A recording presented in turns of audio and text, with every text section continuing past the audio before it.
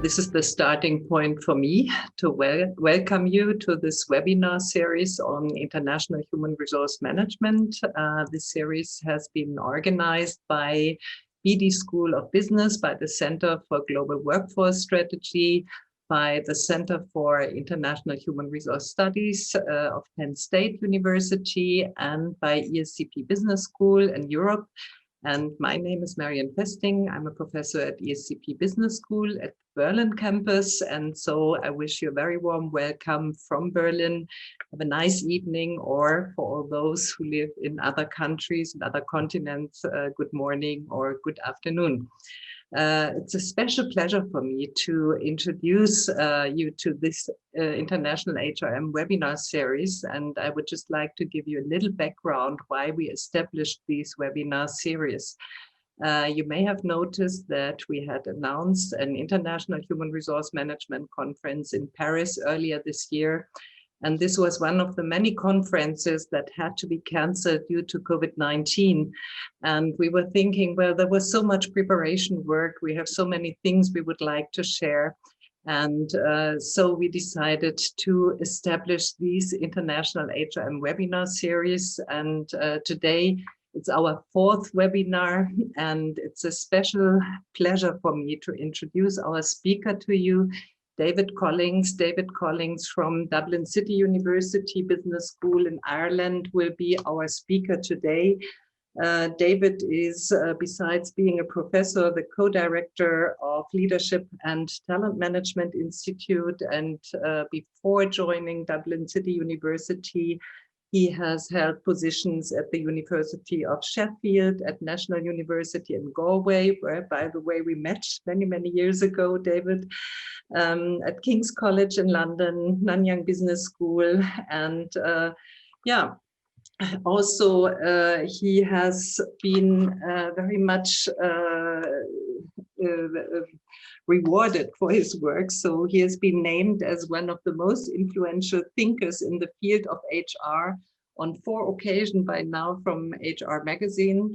And I think that we all know David from his publications in very important journals. He is someone who advances our research, our thinking with his input on global talent management, on global mobility.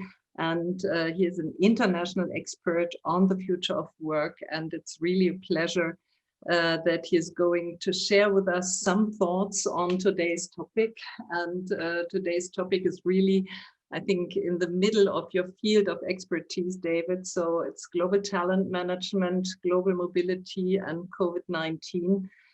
Where have we been and where are we going? And we look very much forward to your talk, and the floor is yours. Thank you very much for being with us. Thanks so much, Marian, for a lovely introduction. And at the start, I'd just like to thank all the people that were involved in organizing this. So obviously Marian, Morel, Mila, Elaine, Miguel, Maya, Edna, and so many more. So many people go into making events like this happen. And thank you so much for creating the platform for us to have the discussion today. I must admit, I do feel a little bit shortchanged, because when I was asked to do this keynote, it was initially an invitation to be in Paris for a few days in June. And here I am in Dublin in November in my dining room. So Paris was a lot more attractive, but we are where we are, and it's a pleasure to be here.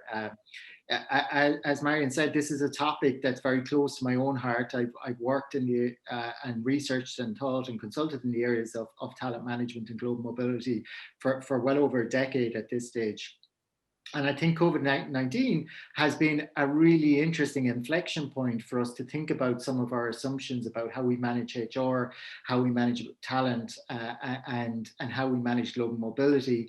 And you know, I think it's fair to say that while now the impact is huge, we have to wait and see the enduring impact of some of these changes. I think some things will revert to normal. You know, those of us that remember back to times like 9/11, when there were some predictions that business travel would never be the same again. Actually, it was pretty close to the same again. It just wasn't quite as comfortable and took longer. So I think it'll be interesting to see where we land in terms of the balance of some of the changes that endure. versus some of the changes that are more in the short term. But I think there's no doubt it's a serious inflection point for us as we think about how we manage people in organizations. I always find keynotes a bit challenging in terms of where to pitch them. So I know my understanding based on who signed up is it's largely an academic audience. So I've biased the discussion towards a kind of more academic discussion. That will make it probably a little bit frustrating for some of the practitioners out there, because of academics. I think we're interested in leaving things like this with questions to go away and ponder on. And I think we'll certainly have more of those than direct answers. But hopefully there'll be something in it for everyone in terms of some things to think about for your organization, for your own research, or for your studies, depending on where you're coming from. I'm primarily drawing on kind of two ongoing research projects in some of these reflections. And again, this talk isn't based on a singular paper, it's based on a couple of pieces to work. So hopefully it gels together in terms of the ideas. I've put a lot of thought into it, and I do hope it works as an idea. But one study is a study on the role of learning and development in enabling the future of work. And this is a project that's ongoing with my colleague John McMacken in DCU, and it's been funded by the Irish government through SkillNet and the Irish Institute of Training and Development. And we basically did some case studies in 50 organizations where we looked at how they were thinking about the future work, how their learning and development programs were enabling the workforce of the future. We did a survey of 250 HR and L&D professionals in the UK and Ireland. And we've continued to build some of that data through COVID to get some insights in terms of how L&D has responded to COVID and helped workforces. And from that project, there's a paper that's just been accepted at Sloan Management Review that hopefully will be out in the next few weeks. The second project that I'm drawing on is some ongoing work, again with John in DCU, but also with the Center for Executive Succession at the University of South Carolina, and Pat Wright and Anthony Nyberg there. And that's a study that's looking at the CHRO role in response to COVID. So there we had a commitment from roughly 50 CEOs globally, accounting for some 2.4 million employees globally. And in that study, we did a couple of things. So one thing we did was we tracked a group of those CEOs over kind of 3 months, where they checked in weekly with us and told us how their priorities were shifting in responding to the COVID crisis, told us about some of the key decisions they made, and told us about the general role of HR and the executive leadership team. And we supplemented that with some interviews with other senior HR leaders. So they're kind of the two kind of data sets that are feeding into my ideas for the talk. In terms of what I hope to cover, I want to firstly begin by being explicit about what I term global talent management, because any of you that have read any of the reviews of talent management will know that one of the things we get criticized for as scholars in this area is not being clear what we're talking about. So I'm going to start by being clear.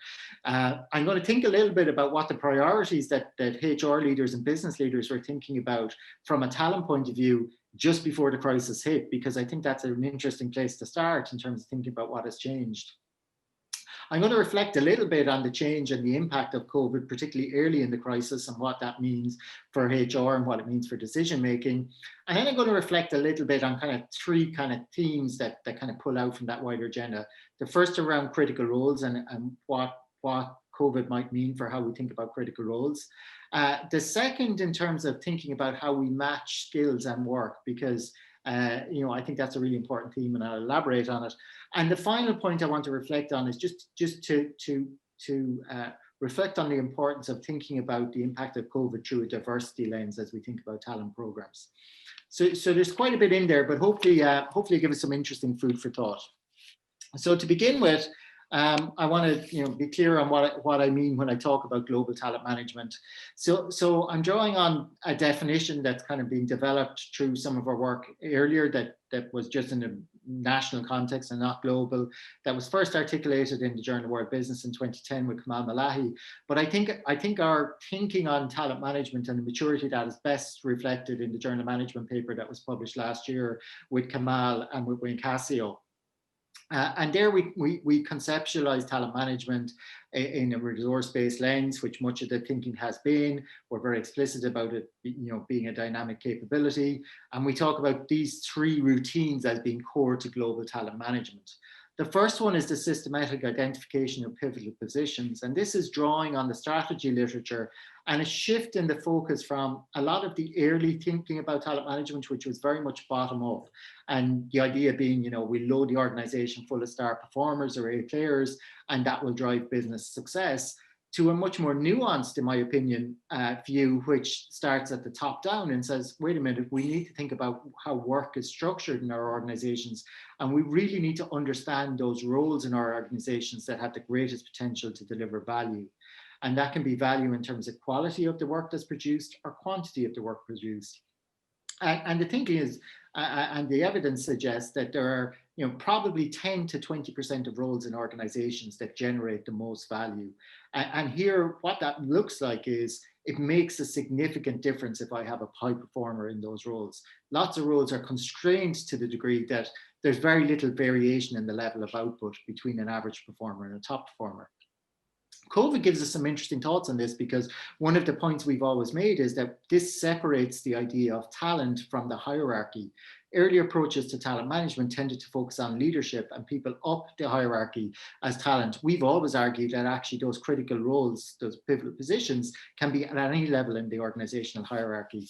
And one of the things we saw very clearly during COVID was the example where national governments identified lists of critical workers that were core to keeping the economy of nations running during the COVID crisis. And when some of them were kind of ones that might obviously come to mind, like medical professionals and the like, there were also people like, you know, garbage collectors and frontline store assistants, etc., who kept our supply chains and our societies moving. So the key is critical roles are generally defined in terms of that kind of significant variation in output in a way that's core to your strategy, but sometimes can be in terms of roles that the organization stops if that person isn't there. And I think in COVID, we certainly had some reflection on that at a societal level. The second stage of our definition is really thinking about the development of a global talent pool. And there's a couple of elements of this, but really it's a way of thinking about HR planning that moves from our traditional approach to succession, which was very much focused on kind of organizational charts and names against boxes, to a much more dynamic approach to succession planning, where we have these kind of talent pools that give us a bit more flexibility in terms of how we staff moving forward. Clearly, some of those are focused on leadership talent, but equally, many of those are focused on creating the talent pipeline for pivotal roles in our organization. And some of the early theorizing here, people like Wayne Cassio and John Boudreau and Peter Capelli used the supply chain analogy to think about what this looks like. And really, they talk about kind of proactively minimizing the risk in talent supply chains to ensure I have the quality and quantity of people I need to deliver on my strategy. And again, we'll come back to that a little bit. And the final point in our framework then is really just thinking about HR through this kind of differentiated architecture lens. And this goes back to some work by Dave Lepak and Scott Snell and others who kind of recognize that, you know, we have a number of parallel HR systems in our organizations. I think as scholars, when you read a lot of the HR literature, it often is positioned like there's one HR system within organizations.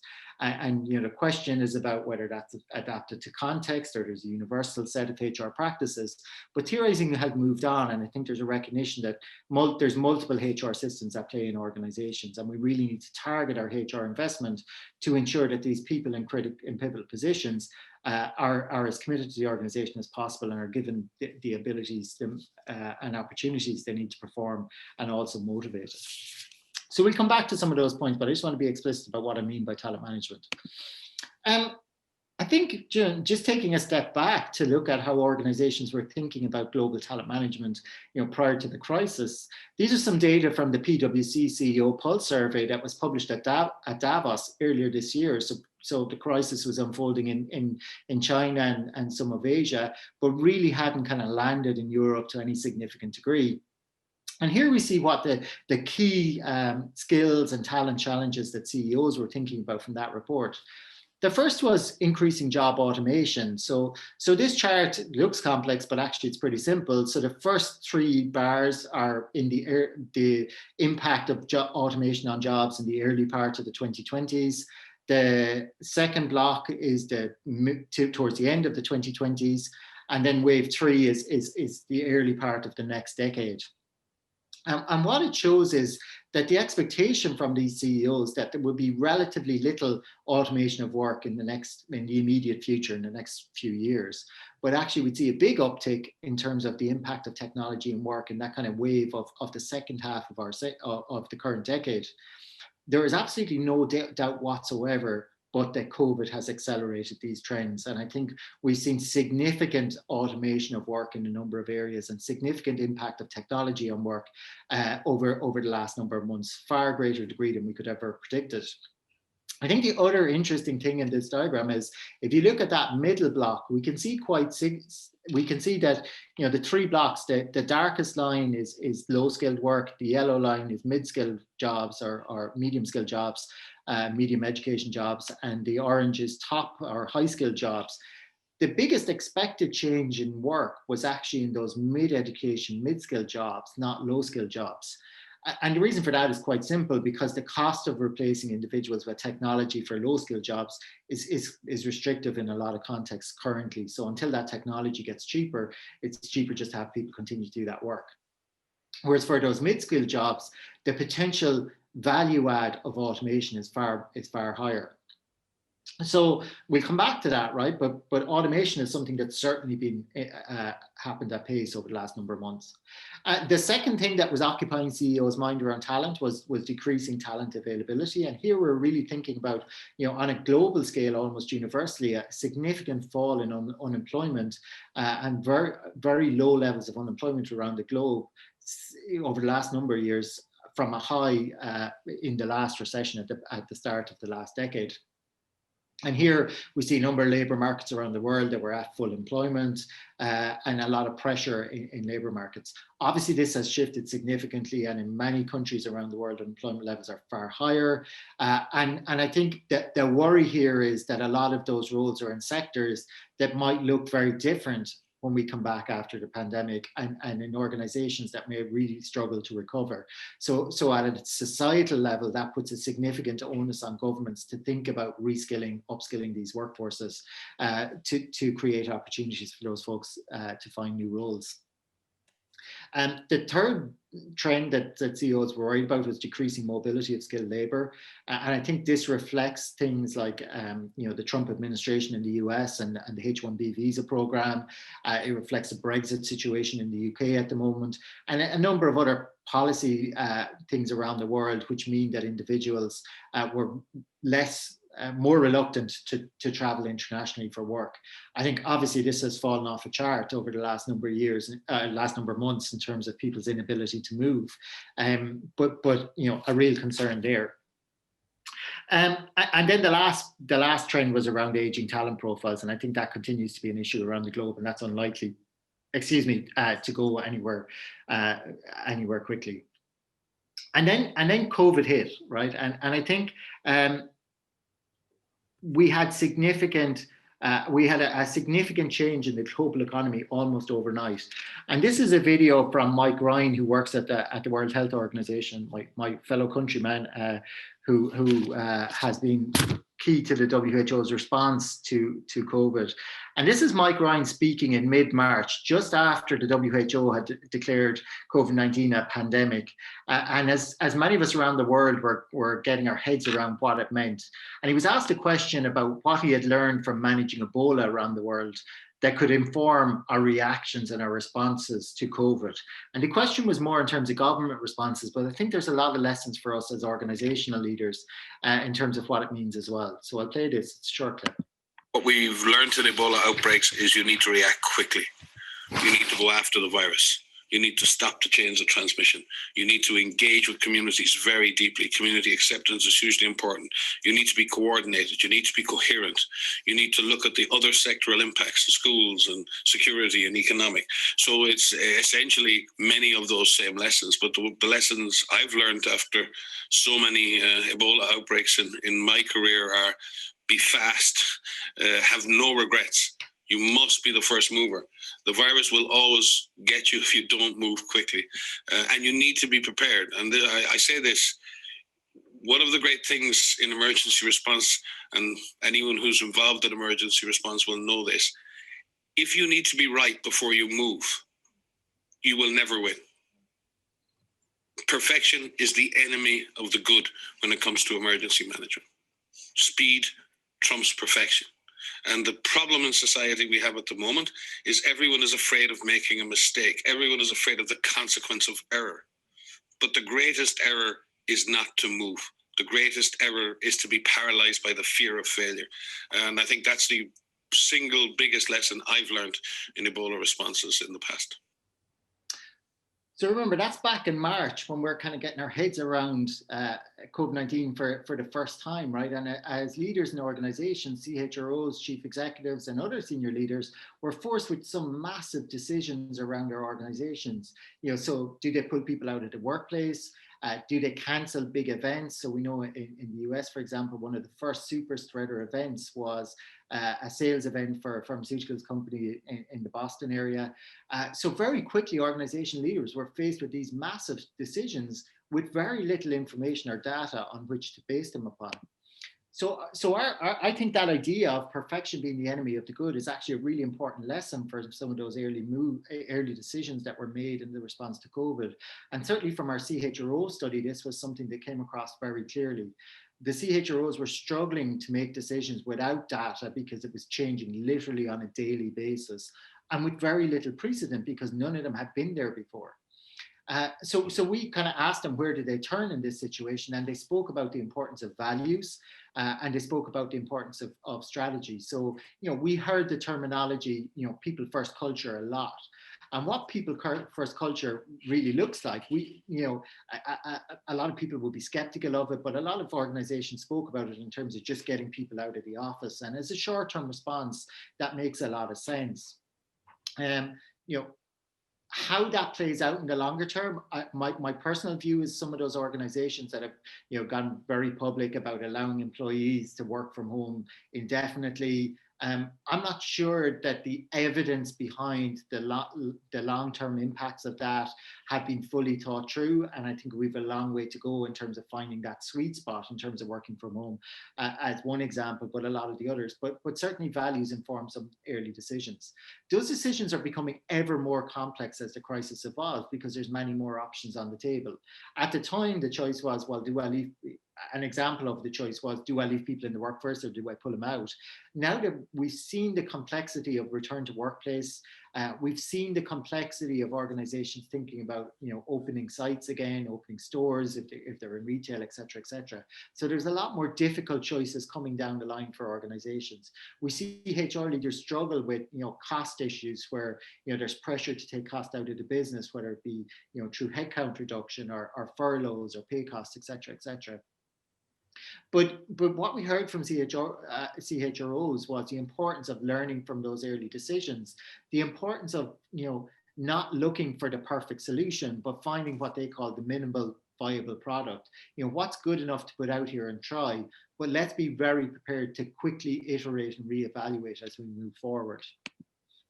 We heard about the importance of kind of returning to first principles in HR. We heard about the importance of employee safety, of making sure people get paid, right? So if you're putting people on furlough, how can you, for example, make sure where there's kind of a time lag between the furlough kicking in and you initiating it, that those employees are have money in their pockets, particularly, lower earners who may not have much spare income as a safety net. The absolute importance of communication. I think the one thing that differentiated those organizations that managed the COVID crisis initially well was communications. And a real importance of generalist HR skills. So, Mike Ryan talked about, the inability to act. We heard from a lot of HR leaders that many leaders in organizations were almost like a rabbit in the headlights. They really struggled to lead and decision make with the lack of precedent and the lack of information. So HR leaders took on a very important role as people, as coaches to other leaders in the business. I think from a HR point of view, there was a real focus on reframing priorities. So what do we put on hold? What doesn't matter now? And when does it come back on the agenda? A great example of that is leadership development programs, which were almost all shelved in the short term, but very quickly HR leaders recognized this was going to be a longer term play, and they couldn't simply mothball their senior leadership development programs or talent programs. So we sort of have to, in their words, reimagine those programs for a virtual world. So what did that look like? Sessions that were held physically in locations around the globe were moved online. Some of the advantages of that we heard about was that it brought a number of different perspectives to the room that may not be there, because people were from across regions were collaborating together in these leadership development programs that may have been more siloed if the programs were delivered on a regional basis. We heard the challenges around creating the networking and social interaction opportunities that were core to these leadership development programs. And a number of things we saw there was, for example, peer mentoring programs where the colleagues mentored each other as a means of trying to do it. Informal lunch sessions where candidates were put together over lunch with kind of some sort of an agenda to keep them focused on kind of building networks and the like. But I think it'll be really interesting to see how those leadership development programs fare relative to what we've done in the past, and what works well and what the lessons are in terms of what are the real disadvantages of not being co-located for some of those leadership development programs.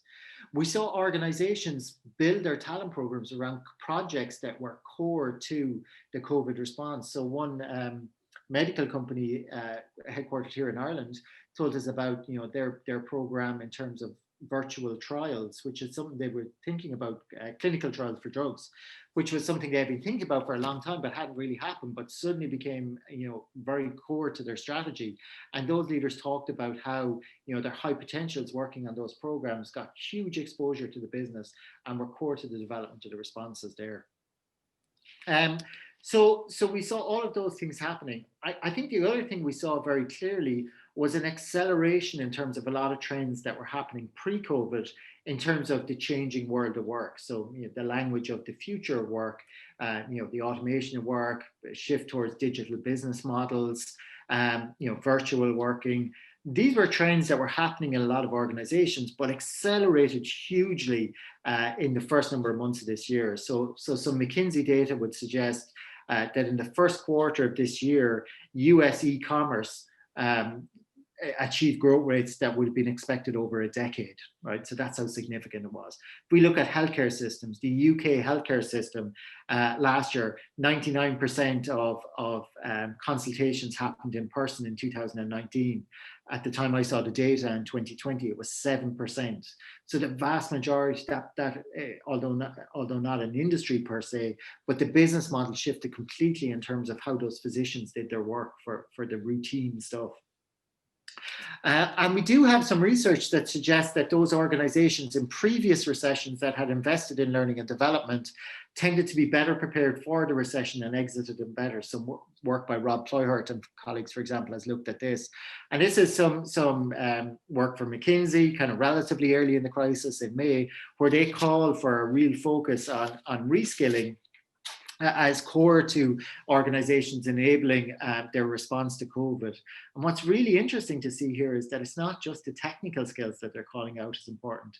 It's higher cognitive skills like critical thinking, like information processing and interpreting, also kind of statistical skills, but also some technology skills, but really the social and emotional skills being right up there as well. So those leadership skills being core to the agenda also.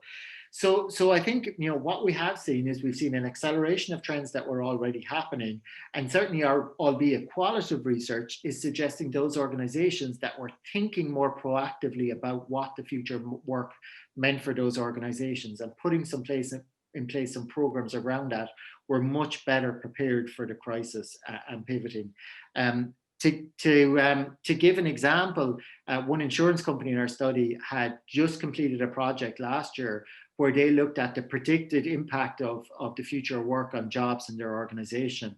And they worked with a consultancy company and came to the conclusion that 15% of roles in their organization, and they knew explicitly what those roles were, would be eliminated by technology over the next 5 to 10 years.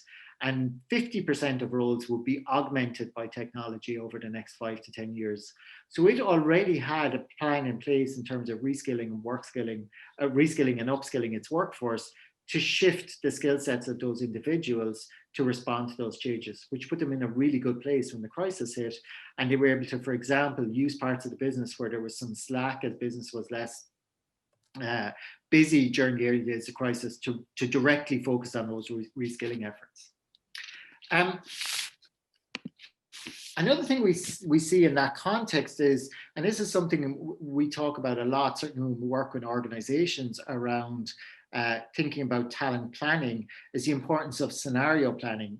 So, I'm sure many of you are familiar with scenario planning, but basically it's an attempt to try and make a best guess of what's coming down the line for the business and put in place some strategies to deliver on that future scenario. It's core to the strategy process, and most senior leadership teams give a lot of thought to their future direction and have some clear ambition for where they want to be in the future. What scenario planning does is it introduces some variables into that discussion that may influence where the organization is likely to land. So, for example, in the current context, what is the impact of COVID-19 likely to be on the business model of an organization? So if you think of a bank, for example, the digitization of banking has accelerated hugely over the last number of months. Many banks that had struggled with digital apps or websites and the like were suddenly forced to a situation where people didn't want to go to branches or couldn't go to branches, and suddenly a huge amount of their work shifted online. Some banks really struggled with that because they weren't far enough down the digitization journey. It's unlikely that banking will revert to the level of in-house banking that was there in the past. So that business model is likely to shift significantly. Likewise, the shift to e-commerce and retail is likely to be rebalanced for a lot of organizations, and so many more examples. The future work impacts, like I was talking about, so that example from the insurance company is a great example of an organization that was strategically thinking about what the future was likely to look like in terms of the role of technology in the business and the implications of the broader global business environment. So here, the potential impact of Brexit in the UK is a real a factor that's a huge variable for organizations that trade with Britain on a significant basis. The economic policy under President Trump in the US, which is likely to change in the future, and in many other regions around the world.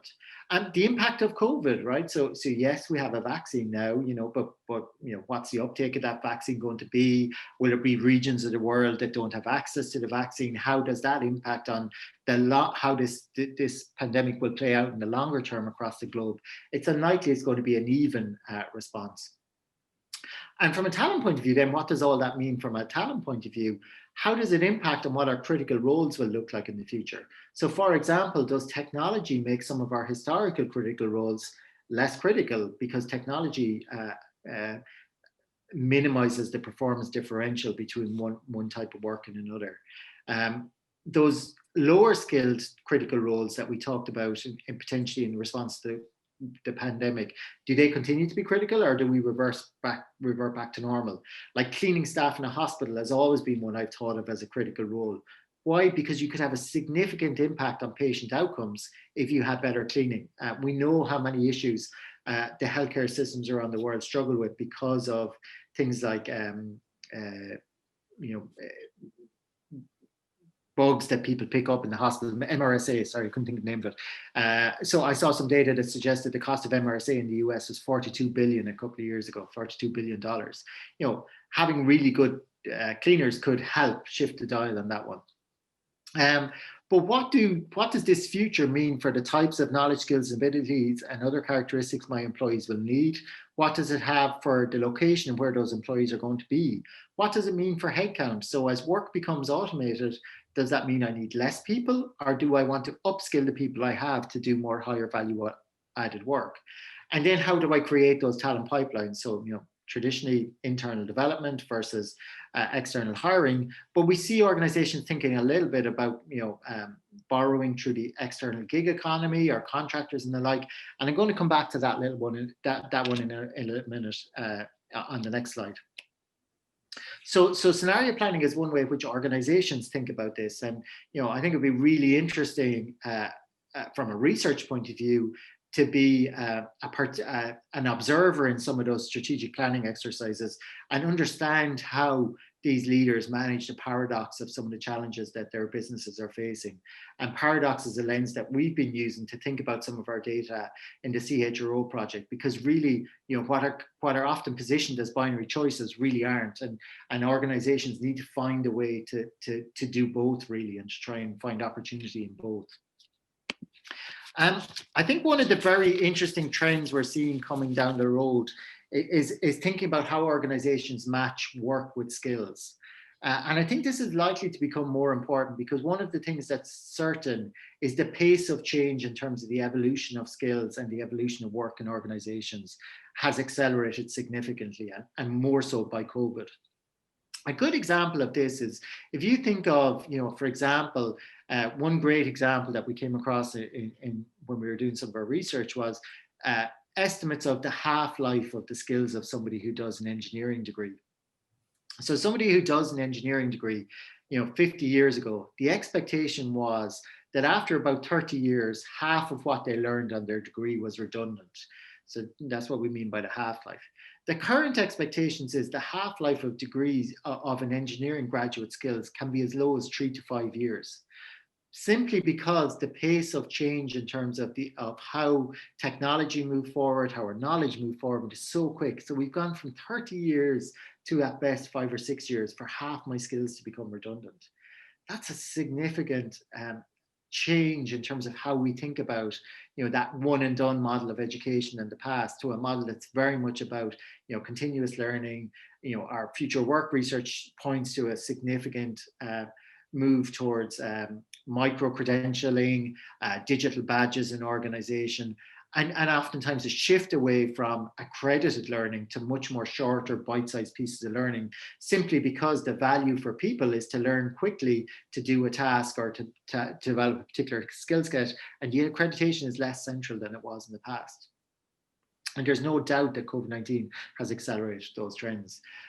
From a theoretical point of view, this forces us to move our thinking from a human capital point of view, from kind of static models of human capital that were kind of the majority in the past, to much more flow or process-oriented models of human capital, where we recognize that people's skills and abilities evolve over time. We recognize the value of these skills and abilities change over time. And again, traditionally, we thought about this in terms of build or buy, in terms of looking at internal labour markets, how we put people into roles. I think really interesting research by J.R. Keller in the last couple of years, where he did some work and he looked at how organizations filled roles. And he talked about the difference between posting and slotting. So posting was where organizations advertise these roles internally, people apply for them and the best person is appointed. Slotting being the opposite, which is sometimes associated with talent programs, where we put people into roles because they're on a talent program and we want to give them the opportunity to grow and develop in that role. And his research showed some very interesting things. So those folks who were appointed through posting processes as opposed to slotting had higher performance levels, higher salaries, and lower levels of exit from the organization. So in terms of finding a better fit between the requirements of the organization and the requirements of a job, posting was much more effective than slotting, notwithstanding all the investment that organizations make in terms of identifying high potential people and trying to create these career paths for them. I think one interesting trend we're seeing at the moment, and one that came through very strongly in our research on the future of work, was the emergence of alternative matching processes within organizations. So this example is from Dell, and Dell Computers had developed a new career framework that's very much focused on the future of work. And one of the key ways that they're seeing that career framework implemented is through an internal job posting mechanism, where people can, managers can put up a piece of work and say, look, I need someone to work in this project, and individual employees can bid to work on that project. So I have these capabilities, I'd love to work in this project. So it's a novel way of trying to match work with people with the skills to do it. And the ultimate ambition for this program is actually there'll be a feedback loop where colleagues report back on the skills and capabilities of their co-workers. So we now have a really well-developed and rich insight into the skills and capabilities of our workforce. It's like crowdsourcing for jobs. Philip Rogers has done, and colleagues have done some very interesting work where they look at a large governmental organization that has implemented a similar type approach, and they look at it through a job crafting lens, and they find that the employees who are part of this program, are very much driven by the opportunity to explore new skills, to develop new professional relationships, which is also core to the DEL program, and to develop these new professional identities. So this looks like it's going to be a really interesting approach where organizations think about the matching of work and jobs. And there were some challenges as well in Philip's research, but I think there's some of the opportunities. So I think we need to think differently about how we match jobs and work and people moving forward. I think one of the interesting things from a global mobility and a global talent management point of view is how work is likely to be structured as we come out of the pandemic. And really where I'm coming from here is if one was to read a lot of the narrative that's in the media about remote working, a lot of the narrative suggests that remote working is like this panacea and it's perfect and it takes away the bother of commuting. It means work and an office are no longer connected. And I think certainly the literature and the research we do have suggests that it's technologically possible in a lot of instances for the office to become non-existent. But my question is, would we like that to happen? And I think how we think about the structure of work and roles and things like global mobility moving forward is a really important question. And I just saw a special issue call for the Journal of International Business Studies, and I love the focus of it is around how global mobility will impact basically the effectiveness of multinationals moving forward. And I think that's such an important question as we think about how work, mobility, all these things will move on. In the context of COVID. So, the challenges of global work are significant as people span geographic, cultural, linguistic, temporal boundaries. It's a very complex thing to do. And I think a lot of people underestimate the challenges that come with structuring it differently than we did in the past. I think we need to revisit our understanding of international assignments. So there's a couple of papers currently out there that are thinking about this question. So a paper with one of my doctoral students, Ruth Anna Sheeran, that's forthcoming in the Irish Journal of Management, where we kind of think about the future of global mobility and we ask questions around, what type of work can be done remotely. And I think that's a really important question, that we really understand, what type of staffing arrangement is appropriate for different types of work. And I think a lot of our assumptions between what had to be done in the past and what's been done currently are being reevaluated in the context of COVID. We talk about people's willingness to undertake international assignments, and I think certainly there will be a shift in people's willingness to go to different parts of the world. Are we likely to see a new hierarchy of countries based on how well or otherwise they've responded to COVID, for example? And also, I think a call to really reinvigorate debates about the health and safety and well-being of international workers. And there's a really important paper forthcoming in Human Resource Management Review by Helen Desiri and Mila Lazarova that really brings that question to a fore that hasn't been, in a way that hasn't been done in the past. And I think that's a really important question. So really the question here is, how does that individual human capital translate to unit level outcomes? And I think really kind of understanding that emergence process from individual knowledge, skills and abilities to outcomes at a unit level is a really important question. In the talent management space, it's something we've conceptualized in our work. People like Shad Morris have also done a really great job thinking about questions here. And I think that's one that's likely to be important moving forward. Just quickly, this is some data from the Boston Consulting Group, because I think I certainly haven't seen much data that looks at the remote working project in the context of COVID on productivity. But the Boston Consulting Group did some research, and I think we should be cautious here because clearly it's not peer reviewed and it's also self-report data. But the fact that it's self-report data is, to me, would suggest that people are likely to overstate how productive they are, you know, for fear for their jobs and the like. But what this research really did was it kind of looked at people who had stayed in the office or on the workplace, people who had always worked remote and stayed remote, and people who transitioned to working remotely. And what it found was that on individual tasks where I didn't need to collaborate, I was slightly more productive when I moved to home, but only slightly. In those tasks that involved managerial responsibility, I was slightly less productive than other alternatives when I moved remotely. But in those tasks that required collaboration, I was overall less productive when I worked from home. So really, to me, what this suggests is we need to have a much more nuanced understanding of the type of work we do and how we structure work around that. I think one of the things that's very clear across a number of kind of emerging studies, so there's some Eurofound data there and also some LinkedIn data, is that one of the reasons people are more productive is they're simply working more. I'm conscious of time, so I'll skip forward to my last point, which is around diversity. And I think a really important question for us as scholars is to understand the impact of COVID-19 on global talent pipelines through a diversity lens. I think it's absolutely clear that there's been a significantly gendered impact of working from home, for example. We've seen a number of studies that look at academic researchers and the impact of their productivity on working from home.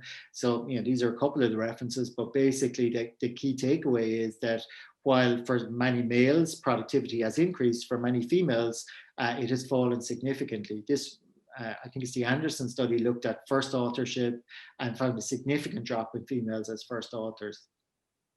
And really, I guess, you know, the story here is it relates to what so often comes up as a challenge in terms of gender diversity, the unfair burden of females in most households when it comes to things like childcare or even caring for elderly parents or relatives and the like, and that gendered impact becoming very clear. We also know that in a lot of contexts, there's been a disproportionate impact of COVID in ethnic minorities.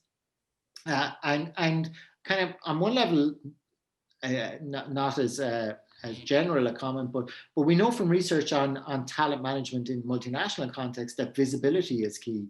And those individuals that work at subsidiaries that are less visible tend to be disadvantaged in terms of opportunities from a talent perspective.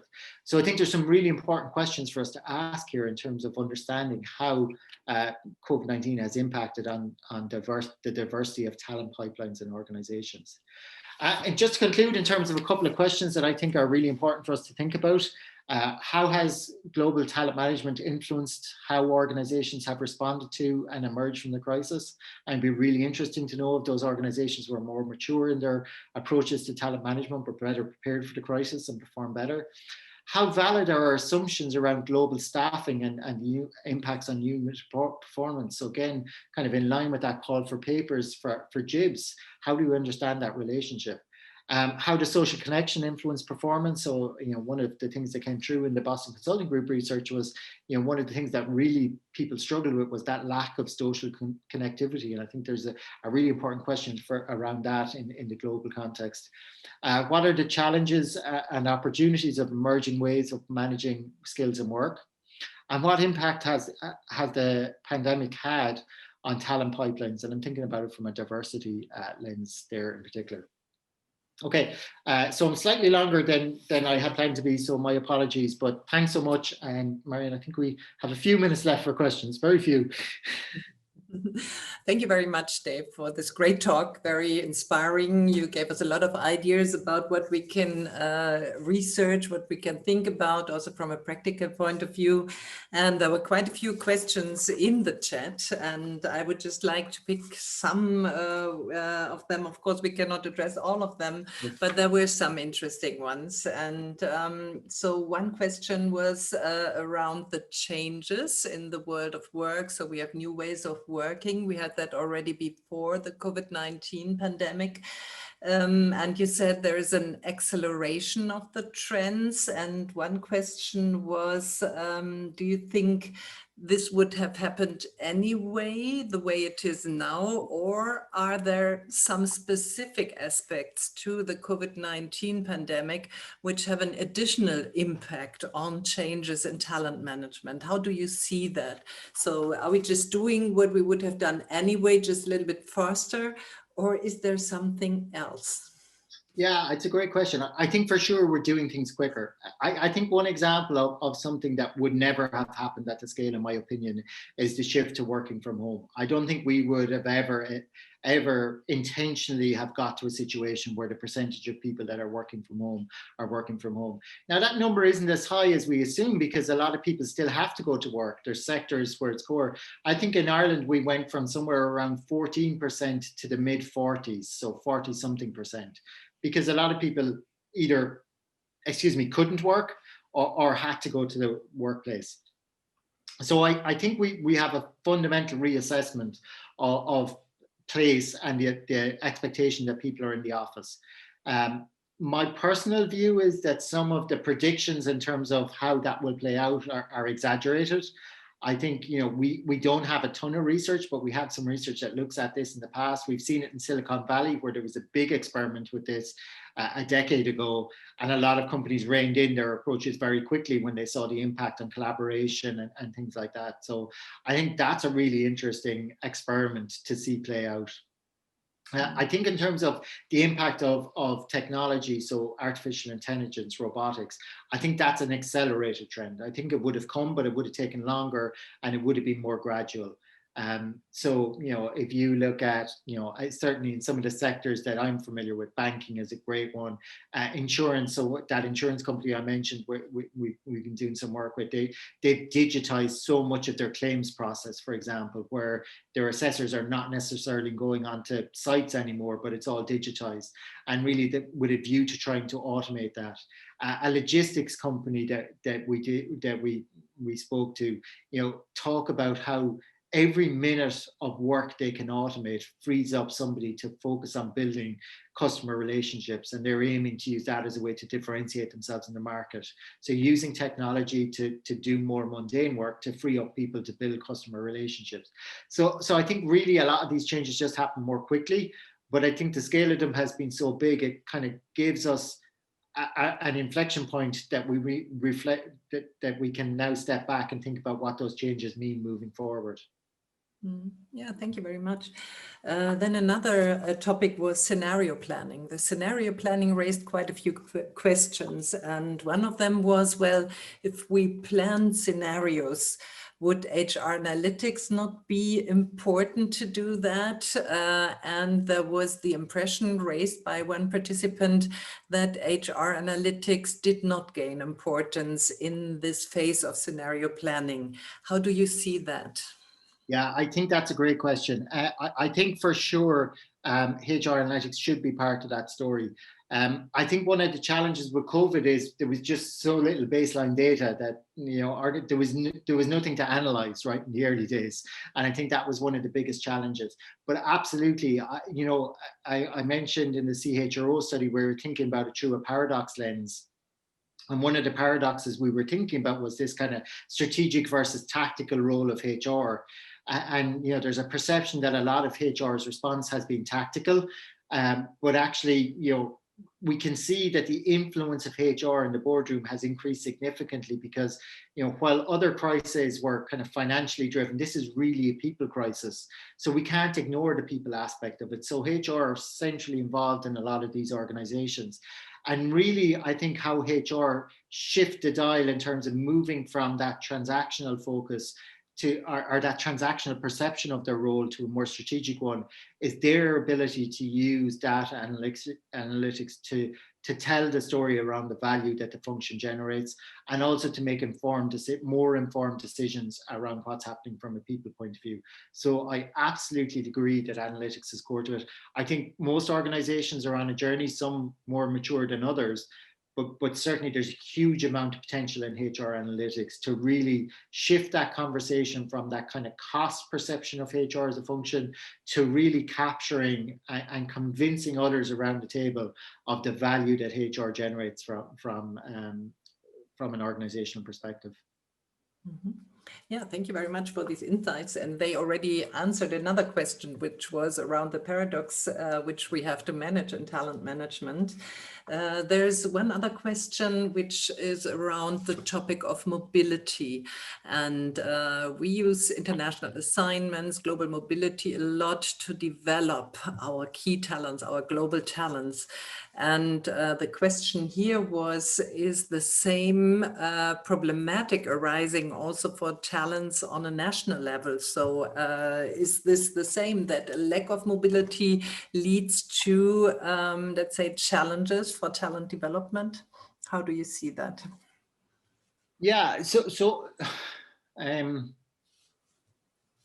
just trying to frame the question in my own mind. Certainly, I think one of the big challenges that organizations face is how do they replicate the experience that individuals get on global mobility programs as a development opportunity, because we know from research that what really matters in those development opportunities from a global point of view is how much you're stretched, how much you're outside your comfort zone, and trying to replicate that without global mobility, it's very difficult. I know Paula Caligiuri did some really interesting research where actually her research on corporate volunteering showed that even if some of the subjects in her study did not go abroad, they increased their capability, or I think she used global mindset or cultural agility, I think is what Paula used in her work. But really interesting to see that some people actually develop greater levels of cultural agility even though they didn't go abroad. So I think it is a real challenge for organizations to try and replicate those learnings without currently the opportunity to do international assignments. From an international point of view, absolutely, that mobility is core to development as well. And I think finding that opportunity for mobility. I think those internal talent marketplaces might be an interesting way where organizations can give people exposure to stretch assignments, stretch roles, where it's kind of a percentage of their time, but at least they're growing. And as some of the research has shown, it's an opportunity for individuals to craft the role into a way that really works for them too. Mm. Yeah, thank you very much. And I could go on for a long time, but maybe I give you a very general research outlook question. There were some questions which were asking, how can we research in these times of crisis? So how can we link the crisis, the COVID-19 pandemic, with what happens in global talent management, and whether you would have any, let's say, core theories where you say these are very relevant. You managed paradox theory, maybe there are others. From an empirical point of view, from a data collection point of view, this time is also a challenge for many of the researchers, as I saw in the Q&A. So is there any general recommendation you would like to give for the researchers among us? Yeah, so the first question, the first thing I'd say in terms of access is, I think as researchers, we really need to think about the value proposition for organizations. So we really need to sell our research as offering something to organizations. And for me, that's certainly been a way that's really helped me open some doors in terms of access. And I think sometimes, particularly as we're younger, early career scholars, we sometimes underestimate that, and we think organizations are going to be interested in research for research's sake. So I think in terms of access, I think that's the really important thing, and organizations are really struggling about a lot of these challenges. So I think if we can frame it in a way that they see the value to them, I think there's good opportunities there. And theoretically, yeah, certainly paradox is one lens we've been thinking about. I think the idea of human capital emergence, where we really try to understand how our human capital resources is what's called, where we really think about how those individual human capital amplifies and adds value to organizations or units, I think is a really interesting one. You know, the resource-based view in terms of that dynamic capabilities lens. Matching theory is a theory that we're looking at and thinking about in terms of how to match people and jobs. So there's a lot out there. I think, you know, the one thing I would say, and we're probably out of time, so I better be quiet, but I think we need to be cautious of not framing everything around COVID. The story can't be COVID in our research. I think it's a very interesting context in which to do research, but I would be a little bit cautious about overly framing our research in COVID, because it could be a very short-term thing that goes away very quickly. So yeah, so I'll stop at that. Yeah, thank you very much, Dave. Thank you very much for all the insights you shared with us, for the ideas for future research. For me, it's now time to close this seminar. And I would like to just mention, you saw this, or you also mentioned that, Dave, there is a special issue on global mobility from the Journal of International Business Studies. And Dana just wrote in the chat that there will be a first panel concerning this special issue at the EBA conference in December. And she's inviting everybody to participate. So this could be a next step to continue this discussion. And yeah, with our webinar series, we will also continue, and we will continue with another webinar by Elaine Farndale. And this will be given in January 21st. And the topic is deglobalization and high-tech talent. And we look at the understanding of the interdependencies of corporate and governmental action. So this will be our next International IHRM webinar. You're very again, and you will see the link in the chat. So please register for that. And then my last point, there were a lot of questions. People were very interested in your talk, David. So we recorded the webinar and it will be available on social media very soon. And also the PowerPoints will be available. So you will be able to study this again if you like. So for now, thank you very much. Thank you very much for all my co-organizers. Thank you very much, especially to you, Dave Collings. This was very inspiring. And I wish you all a good day, good night, or whatever, however your day will continue. Bye-bye.